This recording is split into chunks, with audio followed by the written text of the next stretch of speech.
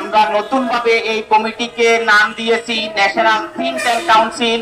এই think tank কাউন্সিলে উপস্থিত আছেন হারুনুর রশিদ খান, ডক্টর মাহবুব হোসেন এবং বিশিষ্ট সাংবাদিক জসিম উদ্দিন সহ আমাদের এই সমতা পার্টির আহ্বায়ক কমিটির আহ্বায়ক এবং সদস্যবৃন্দ, সম্মানিত সকল উপস্থিতি এবং সাংবাদিক ভাইয়েরা, আপনারা জানেন যে বাংলাদেশে এখন পর্যন্ত 54টা নিবন্ধিত রাজনৈতিক দল আছে এবং অনিবন্ধিত 284টি রাজনৈতিক দল আছে।